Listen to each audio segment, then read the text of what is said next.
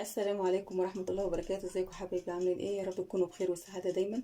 قبل ما نبتدي الفيديو النهاردة نسمي الله ونصلي على النبي يا جماعة مع بعض. اللهم صل وسلم وبارك على سيدنا محمد وعلى آله سيدنا محمد وصحبه وسلم. النهاردة هنعمل كيك الاسبونج. تمام، بس بالدقيق العادي، يعني هنعمل الكيكة اللي هي الاسفنجية بس بالدقيق العادي بتاع دي الاستخدام يعني. تمام. المكونات اللي معايا كوباية سكر حبيبات عادي، معايا 3 كوبايات دقيق، ومعايا كيس فانيليا، وكيس بيكنج باودر، ومعايا كيك شيف. هناخد معلقة من الكيس دوت ومعلقة من الكيس دوت، يعني هناخد من البيكنج باودر معلقة، من الكيك شيف اللي هو بيكنج صودا معلقة، ومعايا ذرة ملح، ومعايا 3 بيضات، ومعايا معلقة ونص كاكاو غامق اللي هو الأسباني، وهنحط معلقة خل معانا برضو، وهنحط محسن الكيك اللي هو محسن جل. تمام. وهنحط مع المكونات معلقتين من النشا. تمام كده. الحمد لله بلا طلب، الحمد لله بلا سبب، الحمد لله بلا عدد، الحمد لله حتى يرضى، الله لا إله إلا هو الحي القيوم. والفيديو اللي جاي هنزل لكم طريقة تورته عملتها ازاي بالصينية الكيك دي. نبتدي دلوقتي الفيديو.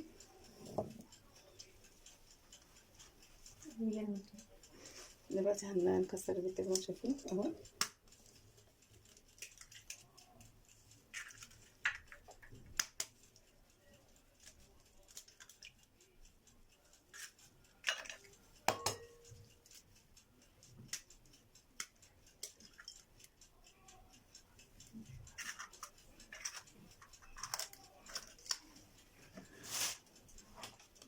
ودلوقتي هنحط كيس الفانيليا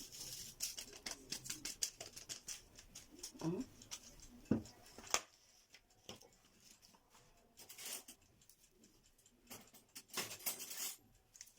معلقة خل، معلقة خل كبيرة،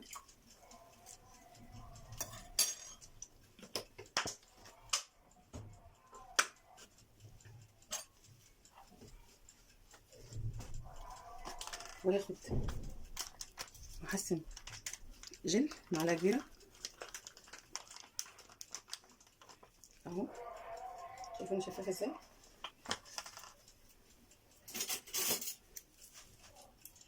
حط ده من كده.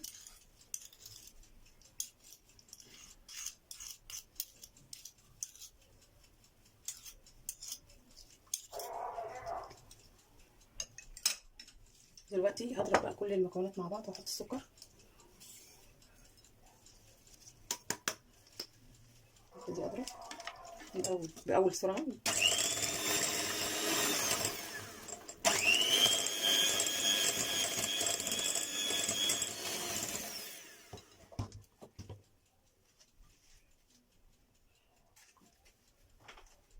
دلوقتي معايا هحط نص كوبايه ميه ساقعه،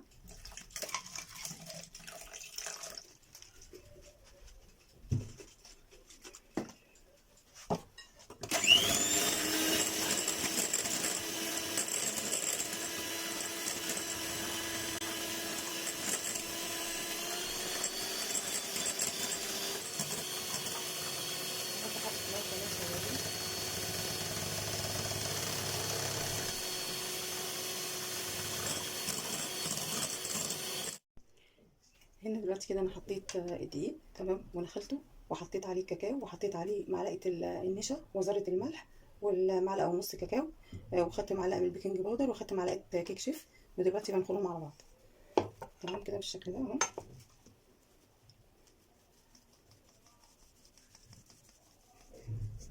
دلوقتي كده الكاكاو فيه تكتلات كده افكها اهو. اقلب بقى كله على بعض كده،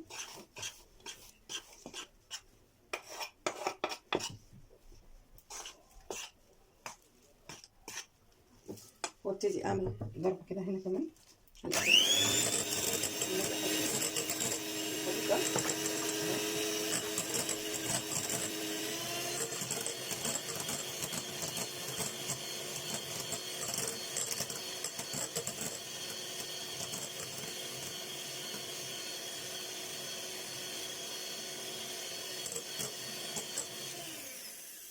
ابتدي احط معلقتين معلقتين كده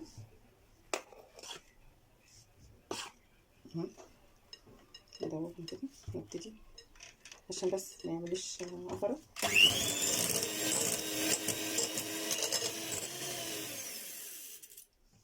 معلقتين كمان.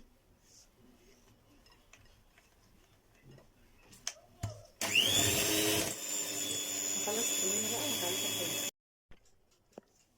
دلوقتي خلصت اهو. بصوا المرسم عامل زي الكريمة بالظبط، عاملة زي الكريمة بالظبط.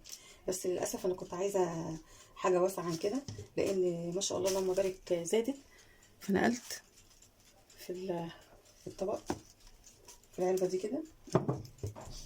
بصوا ما شاء الله، يعني ده وزاد ده كمان. يعني المفروض أنا كنت خدت حاجة أوسع من كده يعني. تمام. اهي بص شكلها عامل ازاي، عاملة زي الكريمة بالظبط. تمام. دلوقتي كده أنا محضرة الصينية. هجيب الصينية بقى، بس الأول أخلص اشيل الحاجه اللي في تمام اهو.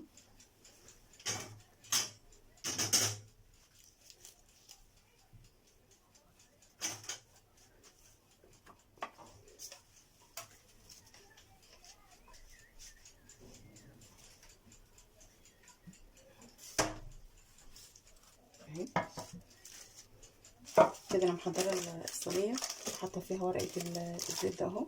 تمام. ودهنه برضو ورقه الزبده برضو اهو. هبتدي بقى احط بسم الله الرحمن الرحيم كده اهو. هنزل الخليط. بصوا نازل عامل ازاي، زي الكريمه بالظبط بالشكل اللي انتوا شايفينه ده اهو. بسم الله الرحمن الرحيم اللهم بارك.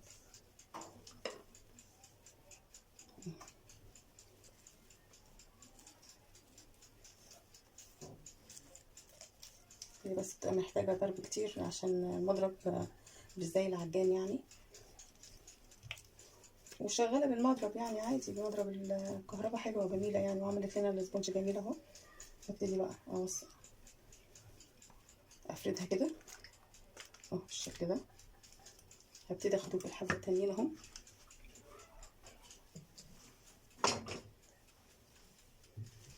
هاخد الحبه كمان دول. زادت ما شاء الله اللهم بارك كتير يعني.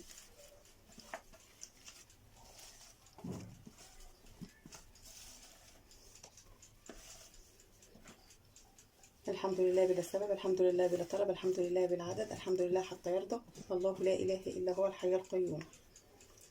بصوا يا جماعه كده بقى ابتدي افردها اهو بالشكل ده. بكون طبعا مشغله الفرن.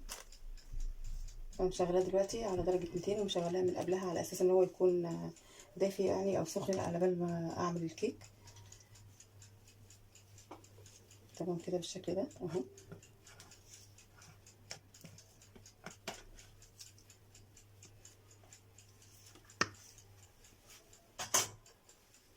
ابتدي بقى اظبط فيه كده اهو.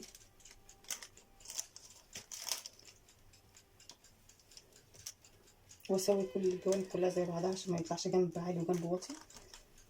تمام اهو.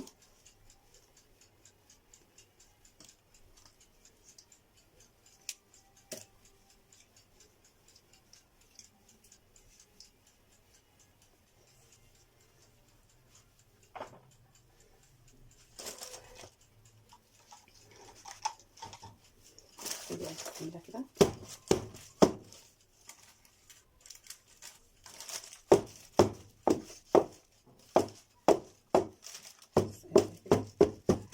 وابتدي احطها في الفرن على درجة 200.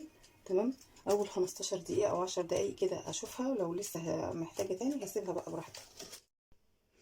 ودلوقتي كده طلعتها من الفرن زي ما انتم شايفين اهو. تمام. هي بس من فوق تحس انها مشوفة شوية، بس هي لا مش ما اتحرقتش مني ولا حاجة. تمام. اهي دي بتتقشر عادي يعني اهو. هسيبها تستريح شوية وهغطي وشها، وبعد كده هنشوف هنعمل بيها ايه. نصلي مع بعض على النبي يا جماعة. اللهم صل وسلم وبارك على سيدنا محمد وعلى آل سيدنا محمد وصحبه وسلم.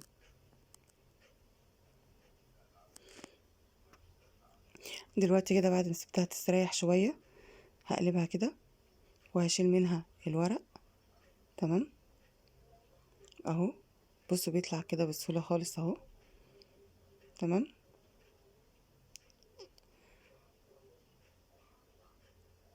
طبعا انت لما بتيجي تحطيها بترصي الورق في الصينية، بتكوني دهنة الاول طبقة زيت، وبعد كده برضو بتدهني الورق من على الوش كده خفيف طبقة زيت. تمام. وبتحطي عجينة الاسبونج. تمام. هنا دلوقتي انا بقيس 9 سنتي او 10 سنتي كده تقريبا، يعني على اساس ان انا هفصل القطعة ديت كده. المسطرة ديت عاملاها للحلويات والحاجات دي، يعني ما بستخدمهاش في اي حاجة تانية غير كده. تمام.